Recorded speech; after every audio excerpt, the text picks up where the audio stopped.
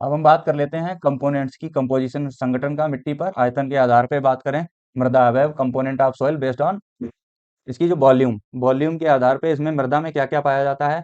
तो जो खनिज पदार्थ हैं वो कितने हैं, 45% पाए जाते हैं।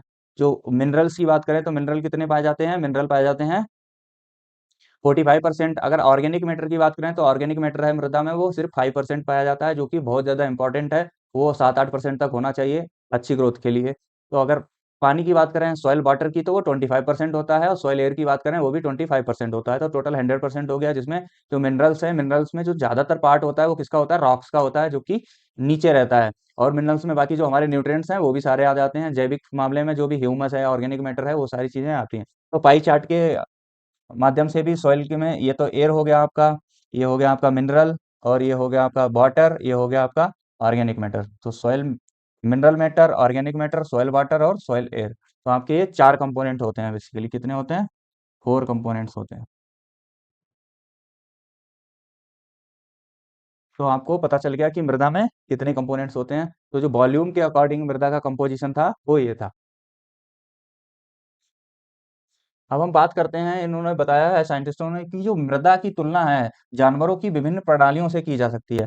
मतलब सॉइल है, सॉइल को हम कंपेयर कर सकते हैं एनिमल से। एनिमल से बोले तो हम ह्यूमन से भी कंपेयर कर सकते हैं, कि जैसे हम सांस लेते हैं तो मृदा में क्या है, वहां पे सॉइल एयर है। हमारे में वाटर है तो उसमें सॉइल वाटर है। हमारा डाइजेस्टिव सिस्टम है तो उधर ऑर्गेनिक मैटर है। तो ऐसे बहुत सारी चीजें हैं जो हम आपको डिटेल में बताते हैं। जैसे इन्होंने डाइजेस्टिव सिस्टम की बात करी है, तो हमारे पास क्या होता है, डाइजेस्टिव सिस्टम होता है, या एनिमल्स के पास क्या होता है, पाचन तंत्र होता है, जिसमें क्या है, ऑर्गेनिक मैटर डिकम्पोजिशन होता है। सॉइल में क्या होता है, जो कार्बनिक पदार्थ है उनका क्या होता है, विघटन होता है या डिकम्पोजिशन होता है। हमारे में क्या होता है, डाइजेशन सिस्टम होता है। ठीक है। रिस्पायरेटरी सिस्टम होता है हमारे में।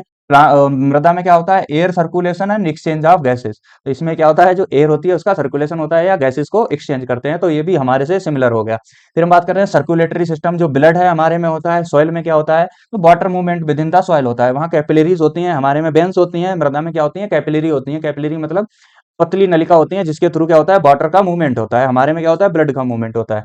फिर है एक्सक्रेटरी सिस्टम, इसमें क्या है, leaching out of excessive salt. इसमें हमारे में क्या है, कुछ चीजें सीक्रेट होती हैं, नाक से भी होती हैं, आंखों से भी आंसू निकलते हैं, मुंह से भी लार निकलती है। तो सॉइल में क्या होता है, वाटर होता है या एक्सेस जो साल्ट होते हैं उनको लीच कर देता है, आउट कर देता है। ठीक है। फिर ब्रेन, हमारे में क्या होता है, ब्रेन होता है। मृदा में क्या होती है, जो किले होती है, वो किले को क्या बोलते हैं, हम ब्रेन बोलते हैं, मृदा का ब्रेन। हमारे में क्या होता है, कलर होता है काला पीला, तो सॉइल में भी कलर होता है काला पीला। हमारे में क्या होता है, हाइट होती है, मृदा में क्या होती है, डेप्थ होती है। ठीक है। तो ये एनिमल से कंपेयर कर दिया कि जो भी एनिमल में होता है, इसलिए हम कह सकते हैं कि ये जो मृदा है वो कैसे